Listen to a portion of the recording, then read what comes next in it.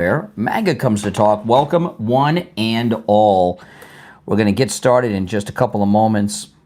We got a lot to cover today. Oh man, yeah, breaking news just broke, which we're going to cover. And a lot more. I mean, there's something new with Mom Donnie. There's a lot going on. I mean, this is just a insanely busy news day.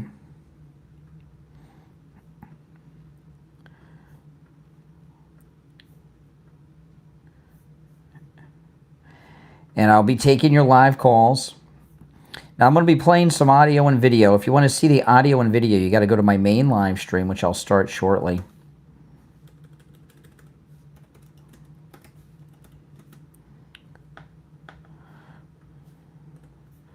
I just linked my main stream in the chat.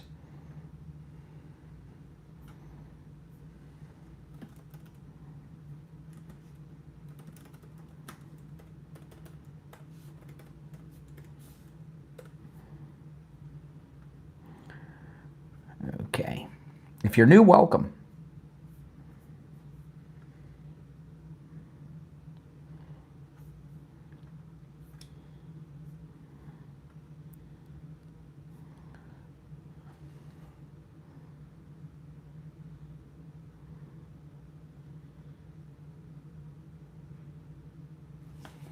Okay, we're getting ready to go live, people.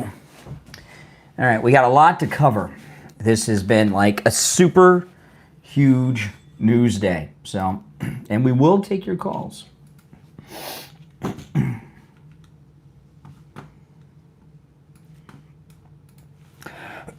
remember, to see and hear all the audio and video that I play, you have to go to my main stream, which I'm going to start up in just a second. The link to my main stream is in the description of the video.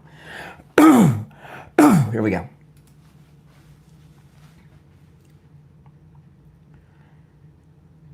Welcome to the Brian Craig Show podcast. My name is Brian Craig. Thanks for joining. We got a lot of news to cover. There has been a major plot that was foiled. We've got another liberal lunatic arrested for, an assassination plot against Attorney General Pam Bondi. This is the second threat arrest in about a week, right? It was just a week or so ago that they arrested the person threatening, the liberal, threatening, I forgot his name. Who was it, Kathy, that Michael, or not, who was it that they arrested? Benny Johnson. Right? Benny Johnson had a guy who was threatening him. They arrested him. The Pam Bondi arrest happened today. We're less than 2 months since the assassination of Charlie Kirk. Last week, there were 2 attempts uncovered on the president. The most recent one on the president last week, someone drove their car into the front gate of the White House. A week ago, Friday, a week from this last Friday, they found a sniper's nest across the street from the airport with a line of sight to Air Force One. So, I mean, this is nonstop liberal violence. And today, the Charlie Kirk assassin was in court fighting over his dress code. I mean, come on. You know, and if you remember and these are all, by the way, liberals that are either attempting to assassinate or, in Charlie Kirk's case, sadly, assassinate MAGA Republicans, MAGA people. Pam Bondi, the president, right? Benny Johnson, Charlie Kirk. This is nuts. This is nuts what's going on. And, you know, after the assassination of Charlie Kirk, remember all those liberal loons around the country, many of them calling me here? Well, most of the violence is from the right. Where's this right-wing violence? What I'm seeing are people on the right being victimized by people on the left. We just had the Trump assassin here in Florida in Fort Pierce convicted of his assassination attempt at the golf course. Come on. There's more violence coming from the left against the Republican administration, this MAGA administration, and their allies with Benny Johnson and Charlie Kirk, I think, than we've had in any other single presidential administration. And these things have been getting worse from the left since the assassination of Charlie Kirk. They're not toning things down. And I'll tell you, that sniper's nest that they found just over last weekend at the airport here in Palm Beach, it got a lot of news on the Sunday and Monday after it happened, but we haven't gotten an update. It's been a week. Bongino and Kash Patel, they did a massive sweep of the entire area in Palm Beach. They took that sniper's nest, sent it to Quantico, and we haven't heard anything since. So that tells me it was something real going on, that they're in the middle of a deep investigation. So let me share this. This is the breaking news alert from Fox News Channel from today on the Pam Bondi TikTok assassin.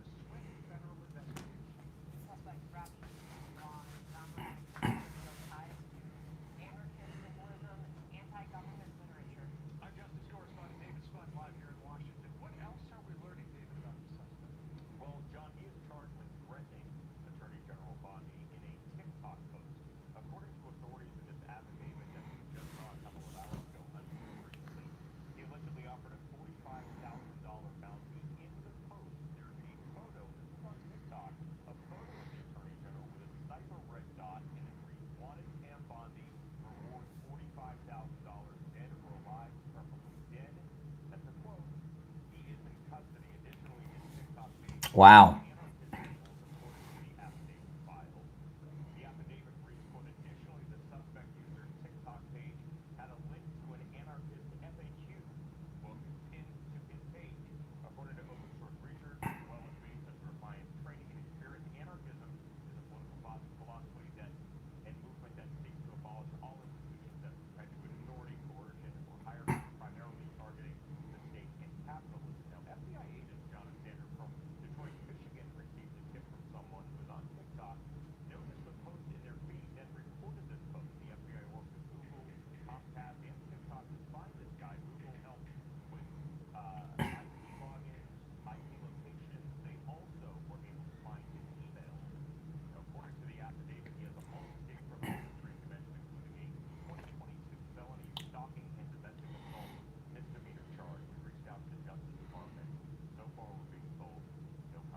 Okay. Now, I mean, this sounds like an Antifa guy. I mean, and you know, with all of these attempts, the multiple attempts on the president, Benny Johnson, Charlie Kirk, now Pam Bondi, have you seen anyone from the left come out and say, hey, we got to tone things down here? No, you haven't. Why is that? Well, they don't want to draw attention to it. But they're also, you know, they're not, now why would they be going after Pam Bondi all of a sudden? My guess would be it's the crackdown on Antifa. I mean, if you look, they've run Antifa out of Portland. They raided their camp, they closed it down, they ran them out, took all their stuff.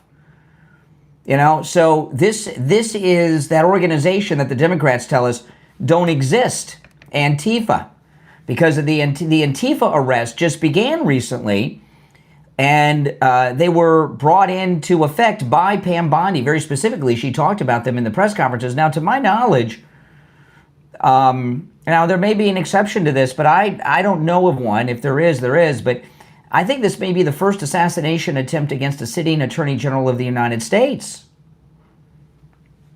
Well, I'd like to hear your thoughts on this. And if anybody on the left wants to tell your people to tone things down, you're welcome to do that as well. If you're watching live on YouTube, the number is pinned in the live chat, 888-465-2766. 2631, 888-465-2631. You're on the air. What's your name? Where are you calling from? Hi, my name is Joe, and I'm calling from Florida, South Florida. Yes? Yes, I just have a question for you. So, when it comes to, I know you were talking about the left violence and everything. Well, it seems to be happening. What is happening. the way in? Yeah, how do you think, as conservatives or even independents that support Trump, how do you think we should handle it? Well, we don't handle it. The FBI handles it. You and I don't handle it. Get off the phone. You know what that is? That's a liberal. That guy's a liberal, and he's trying to say, "Oh, we're going to go and take care of it." You know, one thing you can say about liberals, they're consistently dishonest, aren't they? Consistently dishonest. I knew that guy was a liberal as soon as I answered the phone, but did you guys catch what he was trying to do there? That's what they do. All right, my name is Brian Craig. This is the Brian Craig Show podcast. Welcome, everyone. And the Brian Craig Show podcast is available on all podcast platforms. Just go to wherever you get your podcast and search for The Brian Craig Show, and I'll come right up. And if you want to catch the show live and in video format, you can do that on YouTube or YouTube Music. Just search for The Brian Craig Show on YouTube or YouTube Music, and I'll come up. And the audio version is on all podcast platforms. You know, this rhetoric from the left that is just getting worse and worse and worse all of the time. What is it about the left that's causing them to be so out with their violence right now? What do you think is causing all of this? I think it's the media and the Democrat Party themselves, and this nonstop fascist, Trump's a fascist, the people around him are fascist. That's where all this is coming from. You're on the air. What's your name? Where are you calling from? You're on the air. Once, twice. All right, you missed your chance. Now, the rest of you on hold, you stand by. If you're just tuning in, there was an assassination attempt on Pam Bondi that was foiled by the FBI. Okay, now before I go back to the phones, there's a couple of other things that I want to mention. And I did some research this afternoon and this morning when I got off the air about something I was talking about this morning in the last couple of days, and I have some big updates on the demolition of the East Room, which I'm going to get to in a few minutes. You're on the air. What's your name? Where are you calling from? Alexis from Texas. All right, Texas, what's on your mind? My thing is, how is Trump like America first and freedom of speech, all this and a third, but he's doing everything in the opposite. And then if you see his views and comments from when he first ran to now, he completely contradicts himself. It's America first, but we're sending money to Israel and Argentina. Fuck the farmers. We're not, excuse me, we're not sending money to Argentina. Tell me what you know. Tell me what you. I know you want to drop the F word. Makes you feel like a man. I'm asking you. Tell me. Why are you supporting everybody else? Excuse me. Tell me what Trump is doing so far as sending money to Argentina that you're so much against. You must know about it. He wants to pay them for beef. No. Nope. For some reason, he doesn't want to support you're wrong. American farmers. Excuse me. What do you care about farmers? What do you do? No, President Trump is not buying beef. I work construction. Oh, really? It doesn't matter. It doesn't matter what in the middle of you're a construction worker. Excuse me. What kind of construction worker has time? Excuse me. What kind of construction worker has time to watch YouTube and call programs in the middle of the day? Construction worker. Oh my goodness. See what I mean? Liberals are the one thing they're consistent about is that they're consistently liars. A construction worker, no matter where he is in the United States, if he's in the mainland, it's, the continental United States, it's either 1 p.m., 2 p.m., 3 p.m., 4 p.m., and what's he doing? So in the middle of the afternoon, are construction workers watching YouTube and calling shows? Give me a freaking break. What are you constructing? Lincoln log set in mommy and daddy's house? What are you doing? You're on the air. What's your name? Where are you calling from? Hi, I'm Dominic from Minnesota, and I'm just, I want to get this out of the way first, but I'm not a liberal, I'm Republican, I'm centrist. I try to keep my political opinions centered on both sides so I can see both sides of the story. Sure. And something I've noticed recently is that liberals consistently compare Donald Trump to Hitler, and he's fascist and all this. And then I look at on the other side, and then he's worshiping Israel. He's on the Western Wall. All this worshiping and Israel. He's supporting our greatest ally in the Middle East, Israel. And I'm trying to figure out how can people say Israel? I don't understand how people can say these despicable, mean things about him when he's supporting us in Israel. Slow down a second.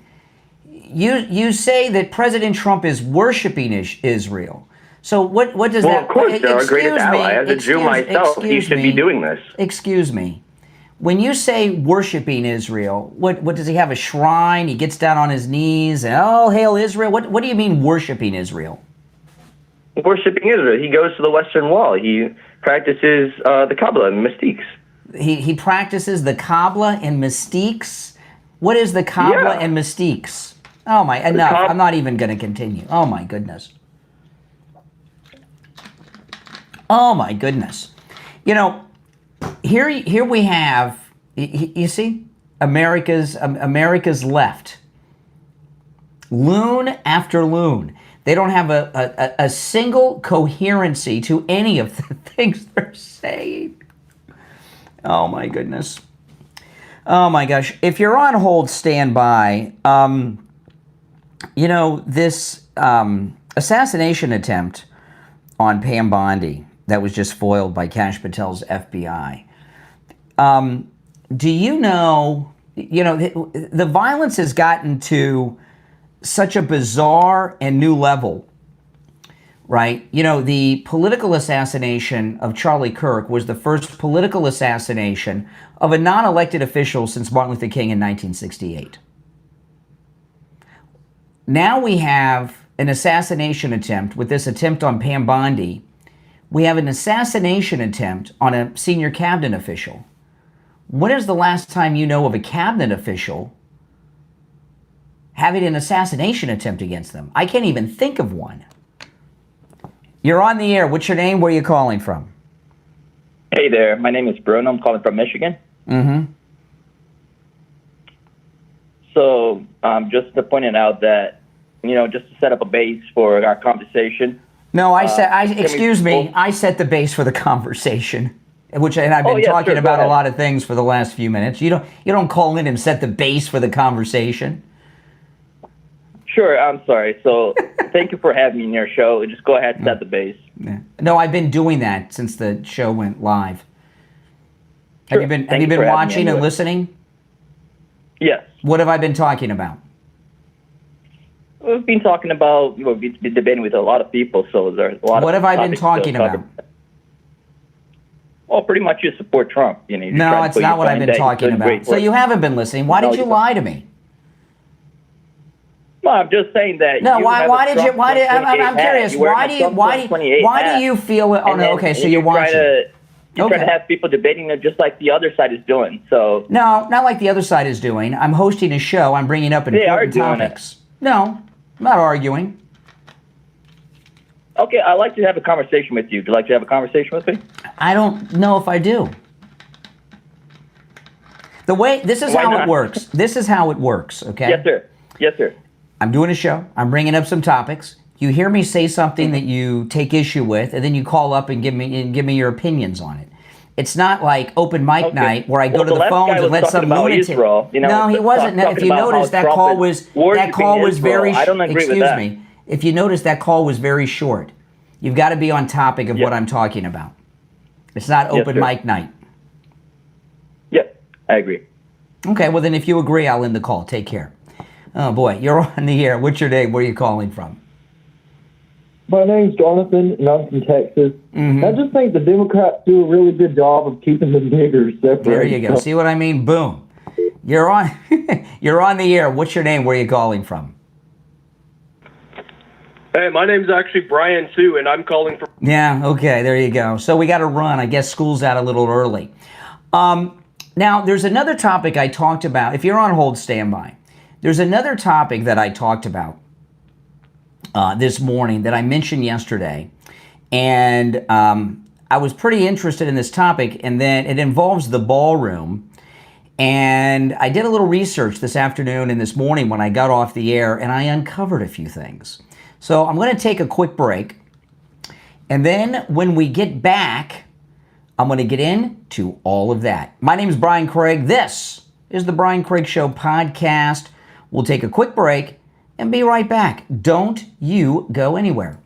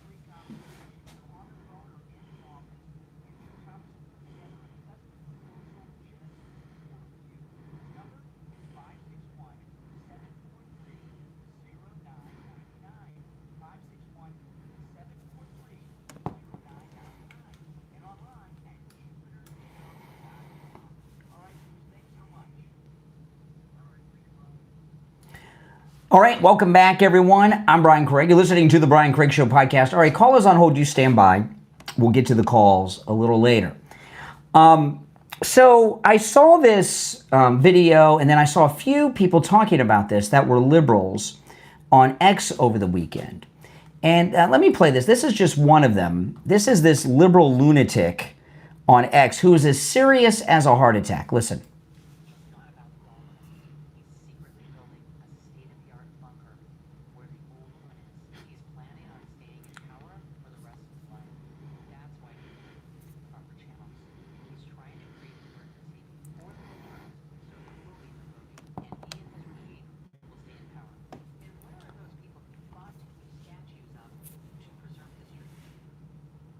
Okay, so this was kind of going wild on X over the weekend, that Trump is building this permanent presidential bunker so he doesn't have to leave office. And then I started thinking about the presidential bunker. And I was talking about this on Sunday on YouTube a little bit. Those of you guys that were watching me then. And then I talked about it a little bit today. And I had said, because this got me thinking, and then I started looking into it and all. And then I started thinking, I betcha that the ballroom is a complete cover for the construction of a new bunker for the president. And I did some looking, and I found out some things, okay? And this is one that is, it's called the Presidential Emergency Operations Center, the bunker. You can Google this. This is on Wikipedia. The presidential bunker beneath the White House is actually under the east wing of the White House. I did not know that. It's actually under the east wing of the White House. I always assumed it was underneath the mansion itself, or that's where I always assumed it was. And if it wasn't there, I figured, well, it must be under the West Wing where the Oval Office is, because there's an easy exit. But no, it's underneath the West Wing. And what I found out was a couple of things. The bunker that's in place now is the second bunker. The first bunker, which was basically just a basement, was built under the East Wing when during the Second World War so that FDR could have a bomb shelter in case the Germans bombed DC. And that was just some basement thing. It wasn't like a bunker, right? And when I saw that the bunker was actually under the East Wing, I was like, oh, see, these liberals, they were kind of onto something, broken clock, right? And then I started thinking, when Truman, I went to the White House, and these pictures, I'm showing these on YouTube. These are the images inside the White House during the Truman construction, right? I was showing these last week, and you can see they not only gutted the entire White House, they went down to the dirt, very deep in the White House, tore the whole thing apart. But then, as I was going through the pictures, I saw that they went deep into the basement levels too, which I did not know that. They went deep inside the basement. And when they did this construction overhaul during, the way the story goes with the refurbishment of the White House when Truman was president, they have a whole story that goes along with it that happened at the time. That President Truman was playing piano in the residence. The leg of the piano went through the floor. So Truman had, I don't know, architects, whoever come over. They said it's condemned. So they had to gut the whole thing, and the only thing they left were the 4 outer walls of the White House mansion, and everything was steel reinforced, and they rebuilt everything on the inside. Now, this is all classified top secret stuff, but what I believe is the bunker that they currently have was built then.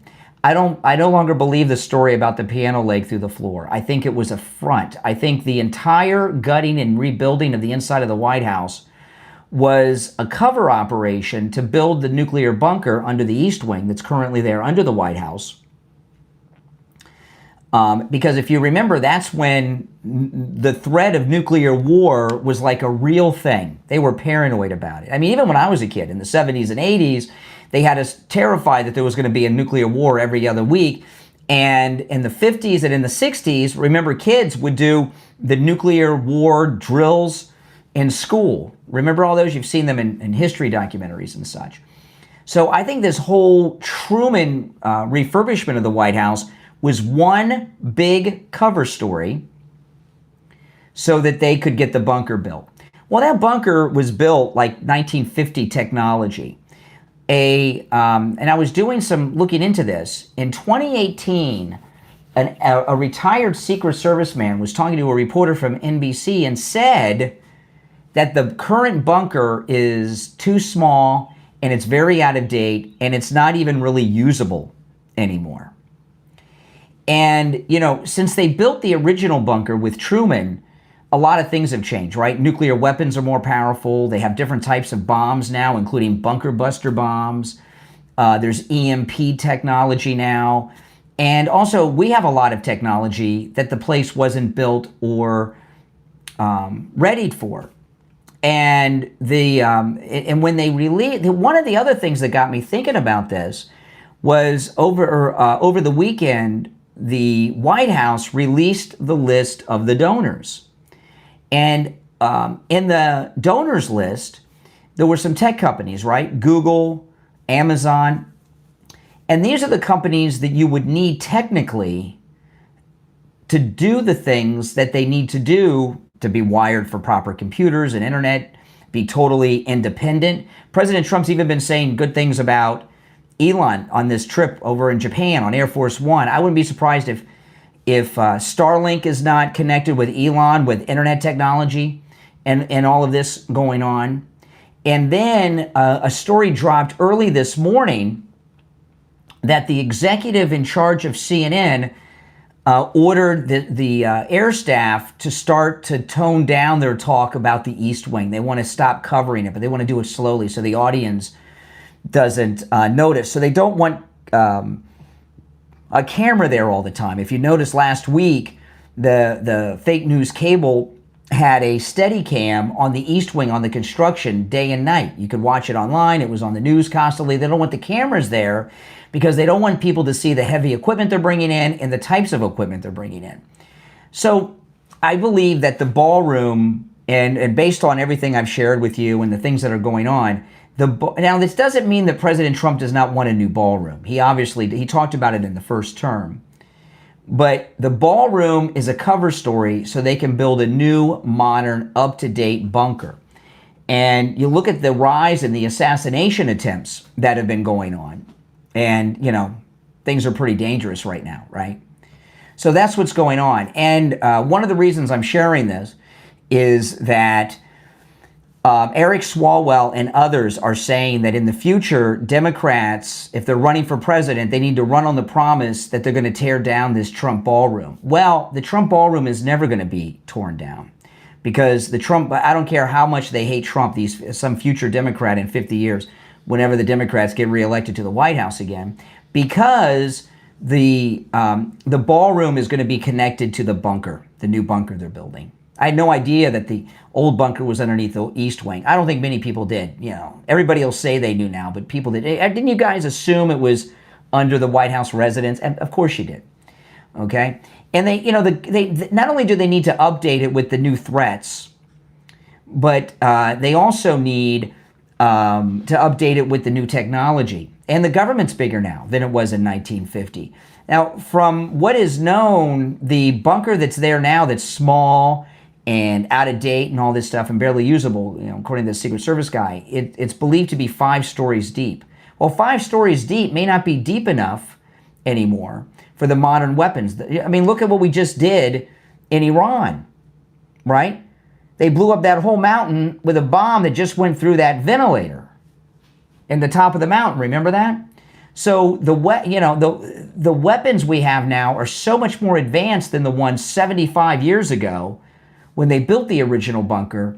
It's probably not even protective anymore. So that's what this all is. And this would also explain why they had to tear down the rest of the East Wing. Trump didn't want to tear it down. They just wanted to do this part. Not enough space to get in there and do the work and bring in the things they got to bring in. So that's what I think has happened there. So they're never going to tear it down.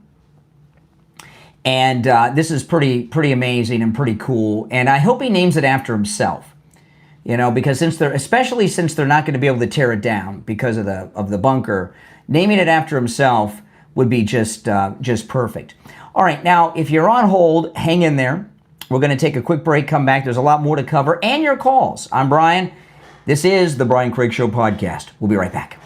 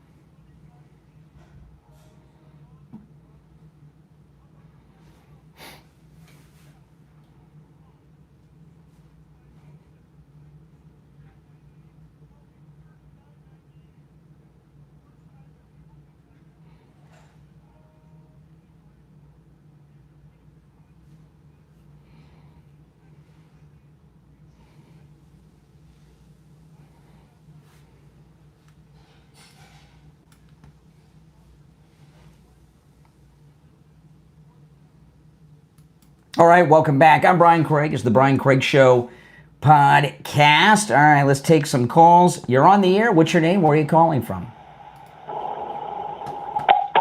Yes, hello. You're on the air. What's your name? Where are you calling from? Hey, my name is Brian, actually, and I'm calling from Wyoming right now. I'm a truck driver. Okay. Yeah, I was just calling because, I listen to your show all the time.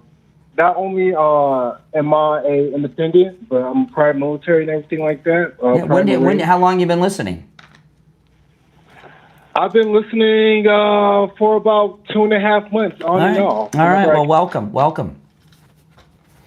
I listen to a lot of things that you say, and I'm pretty even keeled. I'm really unbiased. I'm just curious. Here we go. You had Pam Bondi and the assassination attempt. I noticed that everything is kind of centralized around the left. Now, again, I like this show, but with everything going on, why add to the tension? I feel like what are you talking about? We just had an assassination attempt against Pam Bondi stopped, right? Big arrest. Right. The attempted assassin was a liberal, was a Democrat. Well, liberal and Democrat are totally two different things. No, they're not. They're the same thing. Well, what's the difference between a liberal and a Democrat? Nothing. Same thing. Well, a liberal doesn't have a flag, doesn't have the colors. What? What did you say? You're a truck driver? You're a truck driver? Absolutely, yeah. What kind of truck do you drive? I drive a semi-truck. Real? Well, what kind of semi-truck? What's the difference between a liberal and a Democrat? No, what kind of semi-truck? What kind of semi? I mean, there's only one type of semi-truck, an 18-wheeler. What what do you haul? Various goods. I'm one of the truck drivers. The last time you hauled various goods, what were the goods you were hauling? I just had a delivery to Crumble, but like I was saying, well, you had a delivery of what? Crumble cookies. Crumble cookies. Crumble cookies. Yeah. Okay. But anyway. So no. So tell me, you must be very happy with Trump as a truck driver. You know what? Happy with Trump as a truck driver, partially, but happy with Trump. Okay. Why would you say you're partially happy with Trump as a truck driver? Well, because I can. Because he might be doing some good things. Can you honk the horn? Can you honk the horn in the truck? You're at work. Can you honk the horn?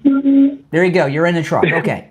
So you're in a semi-truck. You've been hauling cookies. No. You should be okay. So slow down a second. Okay. Slow down a second. So no, you should be one of the biggest Trump supporters in this audience as a truck driver because why is that?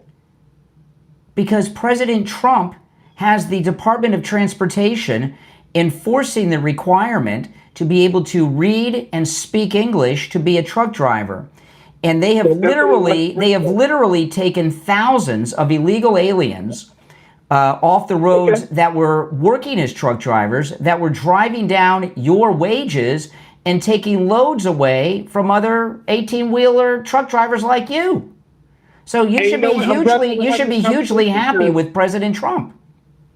Thank you. And I'm glad that we're having this conversation because yes, I am doing good as a truck driver, right? But as an American, I'm not doing good. Groceries are still high. Trump has to help with that. Yeah. Now again, hey, listen. Maybe you have an understanding of presidential powers beyond mine. But what presidential power does President Trump have to order grocery stores to lower their prices? You're right. He has none. Okay. He has none. He has no power. He has no authority. He has no authority. Okay. I grew up in a generation where every president that I had before me was able to bring everybody together. It didn't matter. No. You're just hating on Trump. So you hold on a second. You said you're not happy with Trump because he hasn't brought down the grocery prices. Then you tell me that he doesn't have the authority to order grocery stores to lower their prices. So that's not his fault. No. But it is a known fact that thousands of illegals over the last few years have been taking jobs away from truck drivers like you and have been driving the wages of truck drivers down. Wages for truck drivers are going up. So I'm not done. So while grocery prices may not have come down to your liking, you're going to make more money because of Trump. So well, let me say some things else so you have a better opinion, so you have a better platform to stand on. So it's not about the fact that Trump helped us truck drivers. Yes, he did take away some of these docile truck drivers. Great job for that, but that doesn't mean that the jobs were not still available. What he did by doing that was eliminating, illegal immigrants from driving truck drivers. He's taken thousands of illegals off the roads who were driving semi-trucks like you, which not only has created more American jobs, but is raising the wages. But what it did create is a fairer market, because you have to understand that immigrants, they drive for less than what the going rate is. Well, that's over. That's over. They're checking them. They're checking them at the weigh stations and arresting them.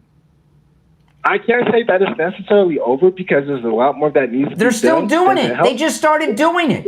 So while your grocery store prices haven't gone down to your liking, you're making more money, or you will be. But see, I'm an American citizen. Because of Trump. It's not about me. It's about the rest of the country, my countrymen. Just because I might be doing better, that doesn't mean that my neighbor across the street is.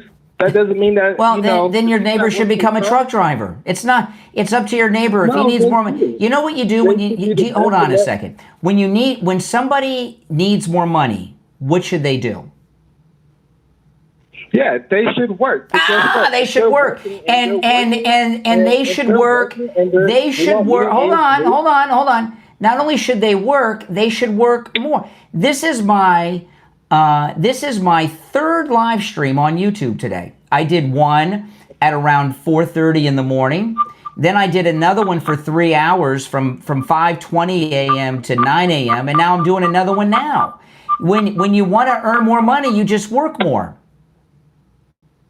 That's great. But guess what? What about everybody else? We are one country. Well, then they can work more too. They can work more too. Well, maybe this is the thing that we should pay attention more, in this. What, that we have a bunch of lazy people that don't want to work? I agree with you. All right, take care. Appreciate the call. Oh, my goodness. With that kind of brain power, he's driving a truck. That's scary, man. You're on the air. What's your name? Where are you calling from? My name's Craig from Arizona. Hey, Arizona. What's on your mind? Well, I called in after that truck driver. I think you made some very good points on that, because he should be happy that he's making more money. And he should be very happy that illegal immigrants are off the road. I think Trump's doing a great job at that. One thing that I kind of... Yeah, no, for sure. One thing that I kind of have an issue with on that, though, is groceries, because Trump did promise that he'd bring down groceries. No, he gave an interview. Actually, excuse me, he gave an interview before the election, and I can't remember who did the interview, but it might have been Maria Bartiromo.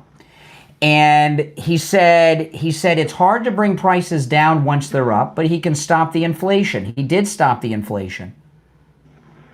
Has he? Yes. The inflation numbers have come out, and the inflation number's record low, yeah. Well, I don't know about that, because I do. Maybe it just hasn't reached Arizona yet. In fact, the Treasury Secretary was on the Sunday shows talking about it this weekend. Oh, really? Oh. Well, now you learned something. There you go. You're on the air. What's your name? Where are you calling from? Barnes from Birmingham, Alabama. All right, Alabama. What's on your mind? Well, the reason they're getting so upset about that ballroom construction is it's an attack on their legacy. They're taking it very What personally. Legacy? What legacy? Whose legacy is the East Room? The Democrat legacy of FDR and Truman building it. No, the East Wing was built around 1900, around 1902, and wasn't Teddy Roosevelt president in 1902? Well, yeah, but so that's a Republican president. They're yeah, still okay. Teddy Roosevelt's a Republican. But they're still taking it very personally, and they're just no, they're not. No, they're not. They hate Trump. And if Trump says it's daytime, they say it's nighttime. Whatever Trump says, they're against it. It's Trump derangement syndrome. It runs very deep. That's an evil laugh you got there. TDS runs very, very deep. That's right. But they're never going to be able to tear it down no matter how much they say. All right, appreciate the call. All right. You're on the air. What's your name? Where are you calling from? My name is Scott. I'm calling from Kansas City. Hey, Scott. Yeah, I'd like to touch on 3 points if we can get to them, and touch on them quickly.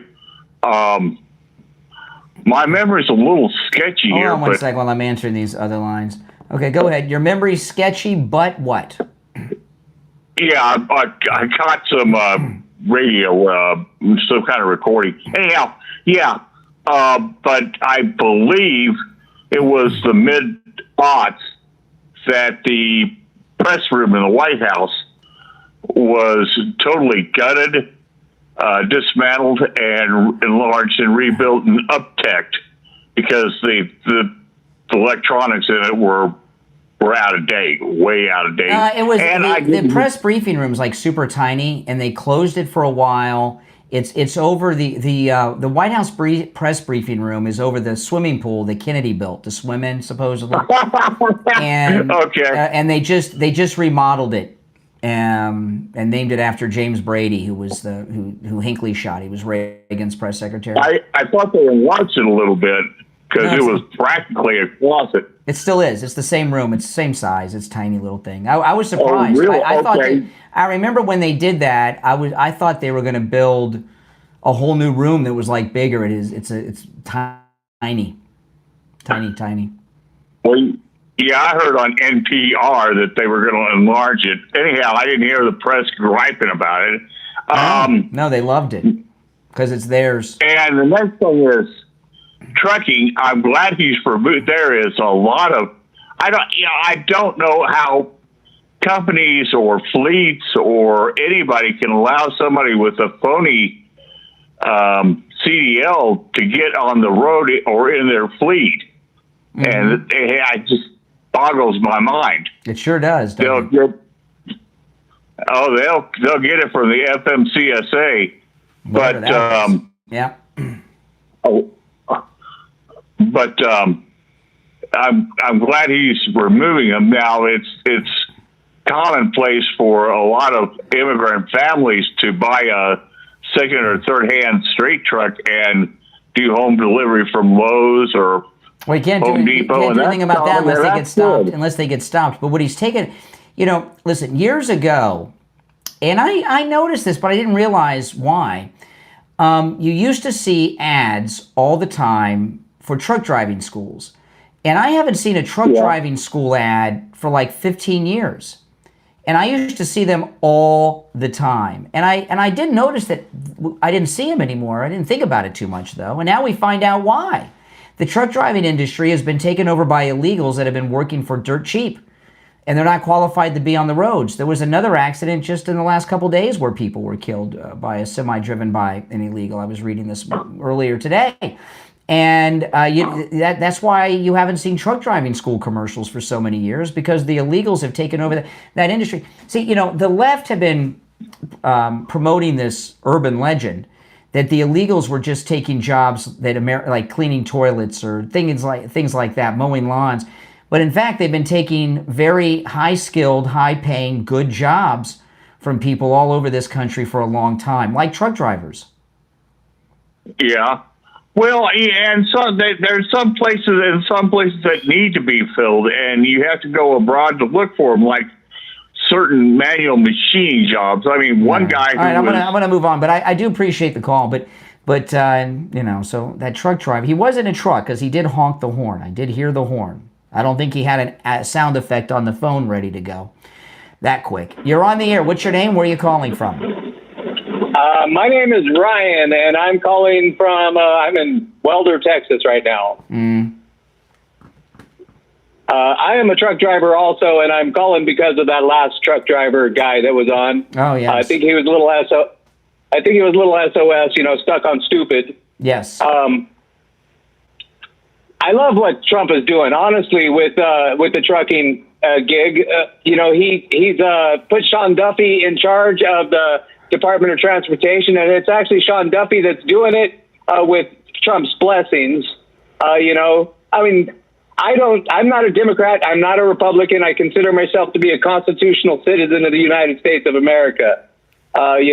What a sovereign citizen kind of guy? Oh, hell no. Oh, okay. I believe in our Constitution. I believe that our Constitution is what founded this country, and the way that we should actually be living is by the constitutional rules, not by a lot of the rules that are showing up that, to be honest, were, invented by the Democratic Party. Some of them were. Taxes. Yeah. That's true. Taxes, for one. Income taxes. That's a Democrat. Yeah, Woodrow Wilson. You're right about that.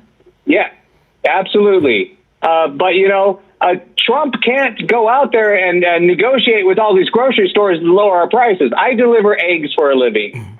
So I seen the price of eggs go up, and I seen them go back down. That was artificially inflated because of a virus that actually never was running around. Yes, that's correct. But these companies, like the company I deliver for, which I'm not going to mention, they had to put millions of dollars into these truck washes for us to be able to even enter the premise of their chicken area, their chicken farms. Yeah. So that's what raised the prices up. Well, listen, the thing with the prices, some prices have come down. Prices have come down on a lot of things. They haven't come down on beef, but they've come down on a lot of things. But what Trump did was stop the inflation. And a lot of the things he's doing, like with the truck driver, he hasn't even been back in office a year yet. The wages for truck drivers is going to go up because skilled legal truck driving jobs are opening up. Every deportation of an illegal truck driver is a truck driver job created for an American, and those wages are going to go up. And the private companies are going to they're going to start charging more money and paying more money because they're going to have to.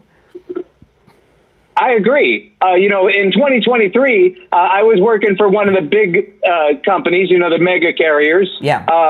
And they actually laid off 400 people in one day. Wow. And at the same time, they brought in 400 non-domicile CDL holders. And I was making 52 cents a mile, decent money for the miles that I was making. And these guys would come in at 27 cents a mile. Mm-hmm.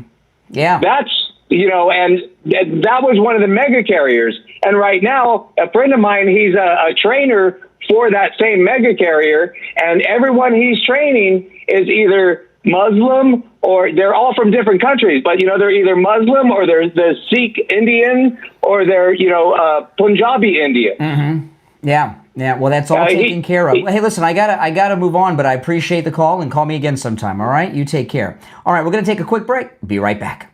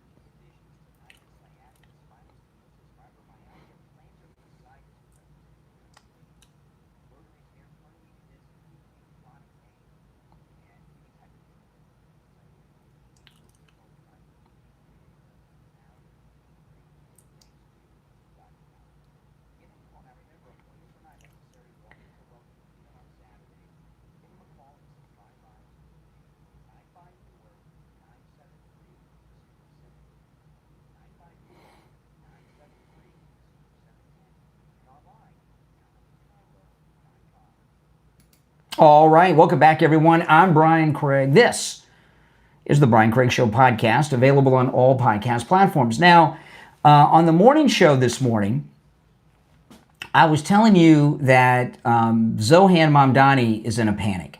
I'm not going to play the clips I played from this morning. Go back and watch that show. I went through them all.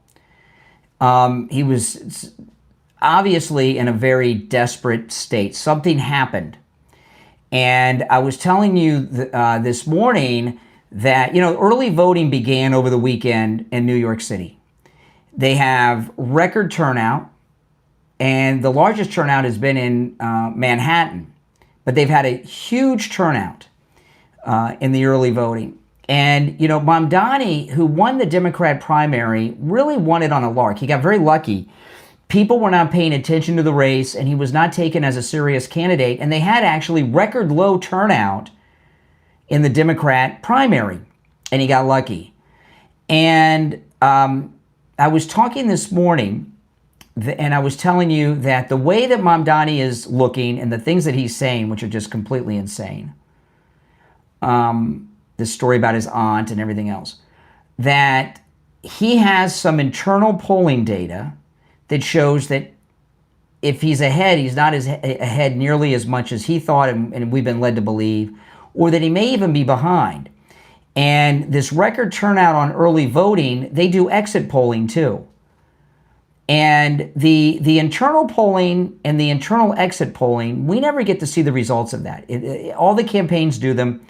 They have some type of arrangements with the pollsters that these things are never made public. Well, we got a poll, and this is absolutely amazing. This is in the New York Post right now.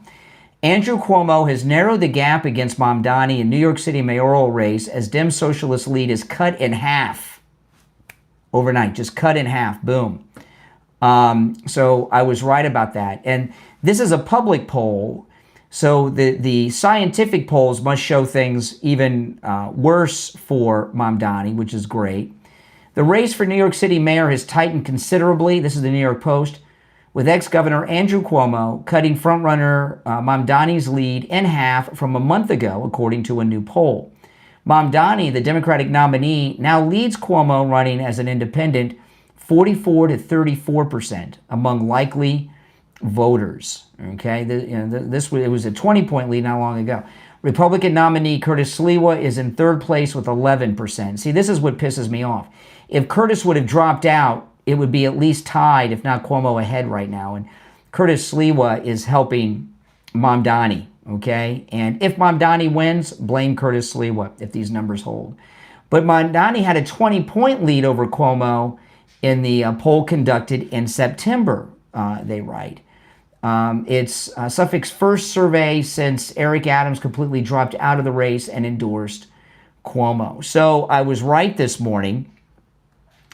Mamdani is in a panic.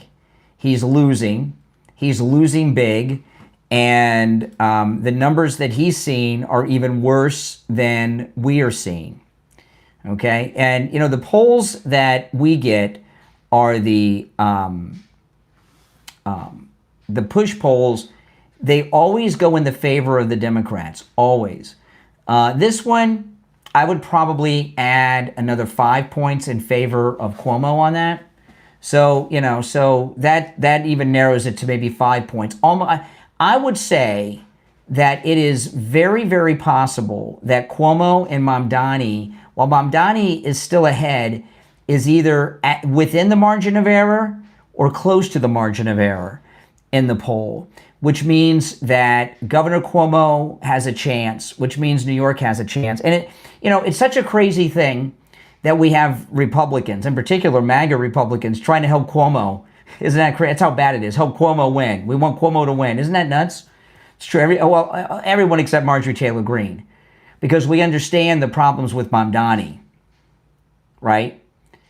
And that this poll here, it tells you exactly why he's freaked out. Now, their internal polling and their exit polling of those that are voting early have got to be even more devastating for Mamdani. And because what he did over the weekend was trying to firm up the Muslim vote.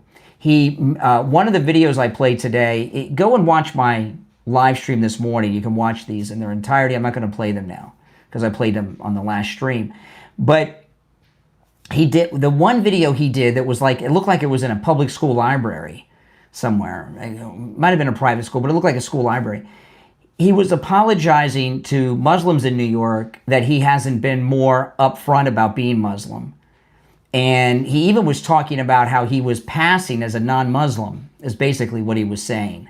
So to do something like that tells me that he doesn't have the Muslim vote churning out in mass like he thought that he did. Now, again, I am not predicting. I want to be very clear about this because I don't want to get any calls about this after. I have no problem when there's an election predicting outcomes. This one is a coin toss. I am not predicting that Mamdani is going to lose. That'd be crazy. But I'm telling you, Mamdani and Cuomo, this is a horse race that's going on right now. And there's a very good chance that Cuomo could pull this through. And if he doesn't, even if it's super close, Mamdani's the mayor, but a small win would be a defeat in some ways. You understand what I mean by that? So we do have hope. This race is still in play, and Cuomo may pull this off. You know, I've talked a lot about the Democrat Party machine. I just can't see the Democrat machine giving up the city to this new group.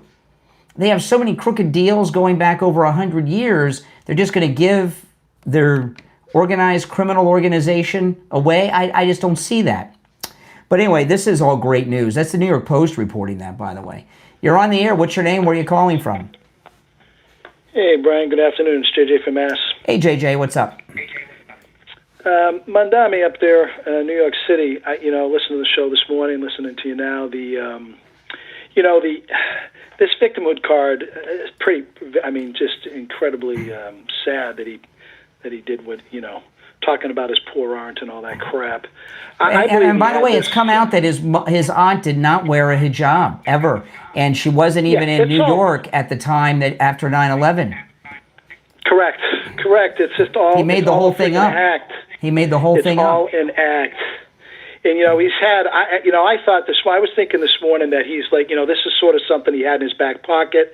And maybe, he got word that we had talked a few days back about, how we both thought that the corruption was going to come for him. Yes. The people that are raking the money, and they were going to come for him. Mm-hmm. And I was just thinking maybe he came out with this because he thought that that they were going to put an onslaught on him on the global jihad thing, and because they really didn't go at him too hard on any of that. Mm-hmm. So I thought that's maybe what was going on there. Mm-hmm. But it's good to have a little hope. It would be great if he. The thing is, this story about the aunt.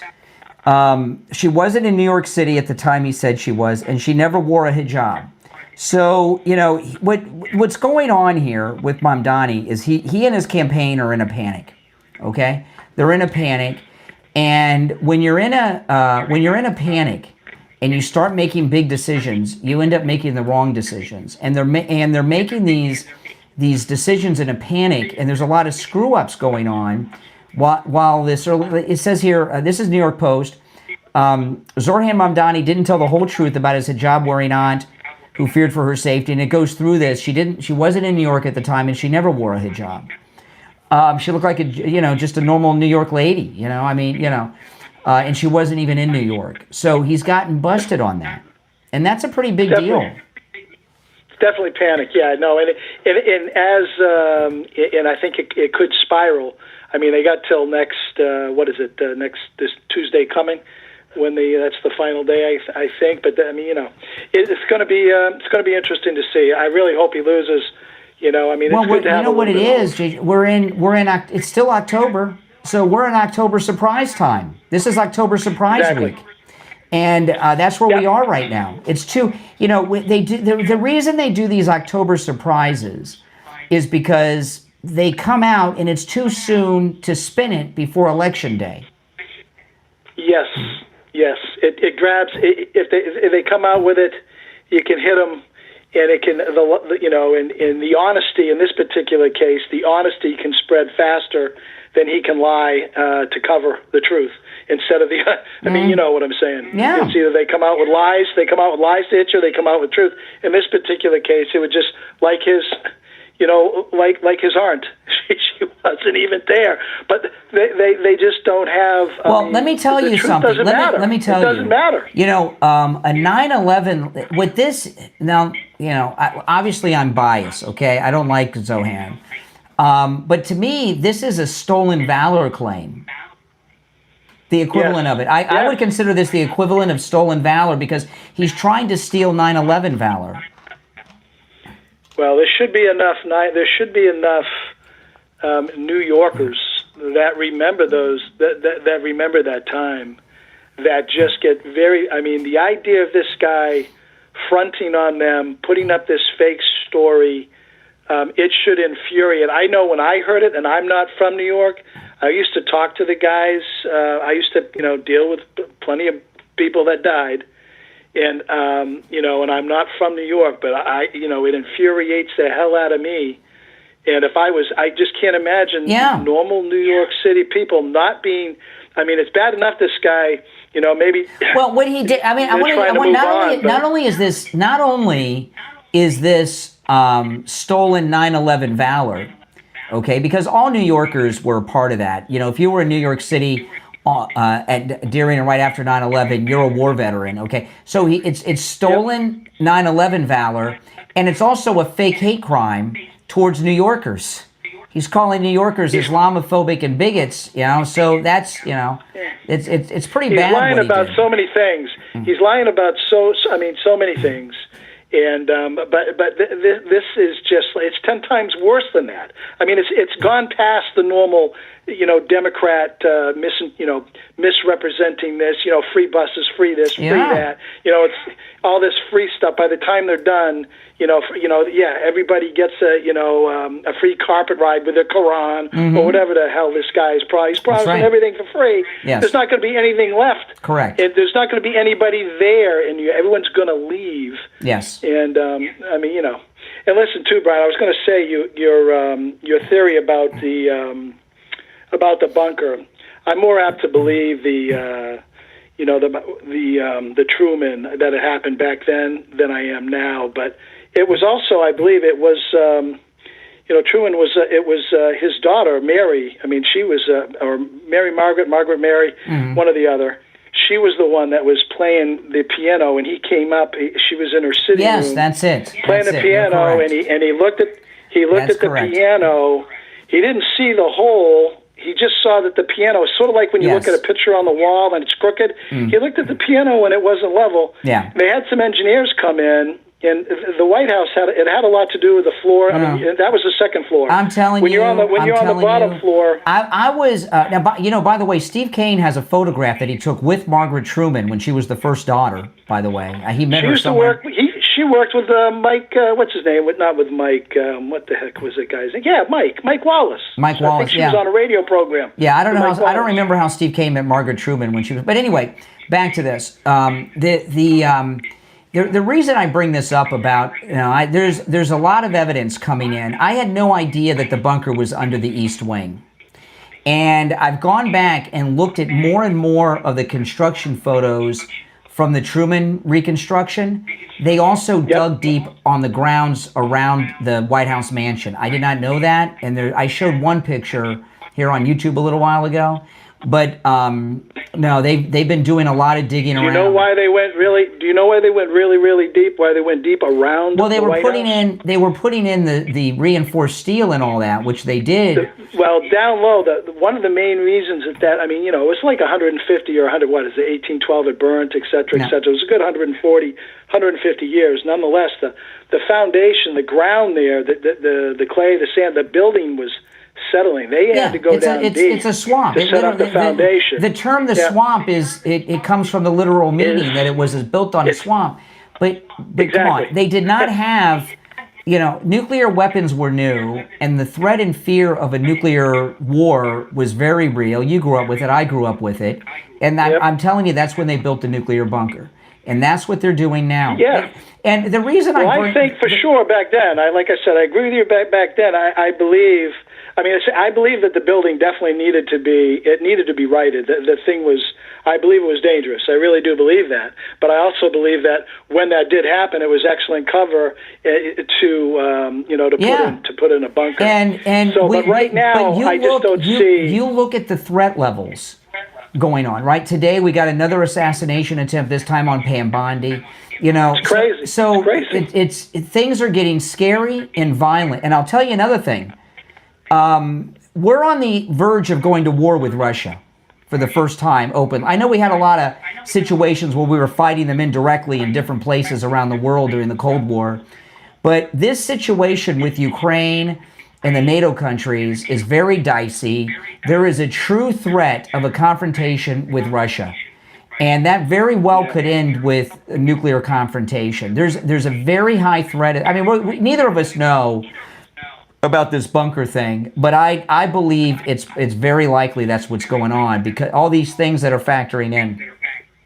Well, I think the ballroom, quite frankly, it's a practical improvement. Trump, quite honestly, is needed. Well, listen, I gotta run, but I do appreciate the call. We'll talk again. All right, you're always a good call. Now I want to take a moment to talk about Tom Laporta at Laporta Roofing. We just got lucky. We just missed a hurricane here in Florida.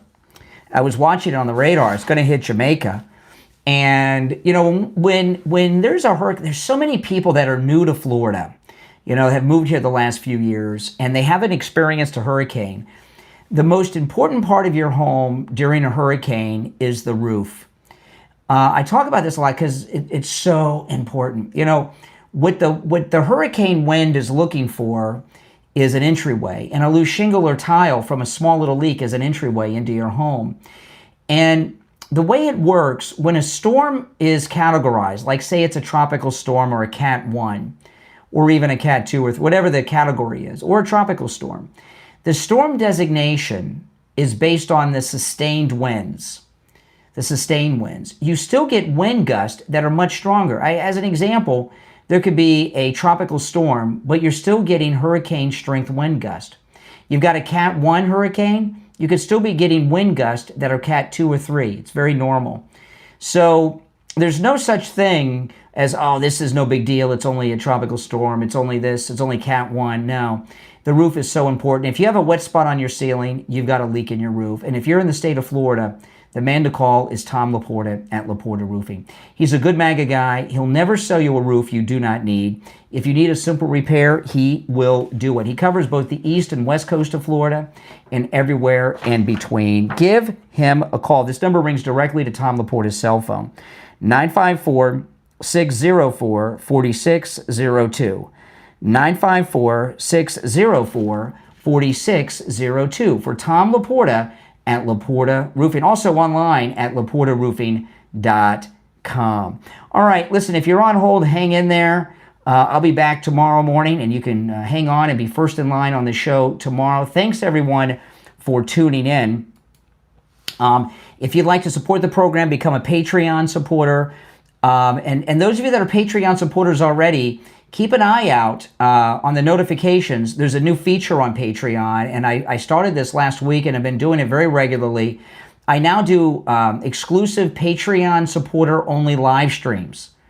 And it's done actually on the Patreon platform, right? I've got the app on my phone. I pull up the app, and it's a live stream just on YouTube, just like on YouTube, with a live stream, except it's a troll-free zone. We don't have any of these liberal trolls in there. So if you want to become a Patreon supporter, not only do you get access to commercial-free editions of all my podcasts, you get access to the live stream that is exclusive to Patreon supporters. It is a troll-free zone, okay?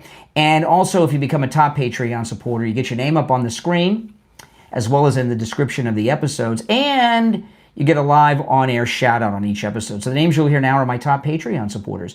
I want to thank SFjr, Christine, ETW, Chuck, Pamela, Nick, Wesley, Doris, Heather, David, Maria in Texas, Alice, LeeZep, Shawna, George, Brandon, John, Frank, Dale, Tina, David, Laura, Rob, Wes, Sue, Janice, Teresa, Irene, and Doris. These are my top Patreon supporters.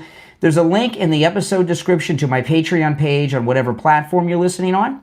Or you can just go directly to the website, patreon.com/Real Brian Craig Show.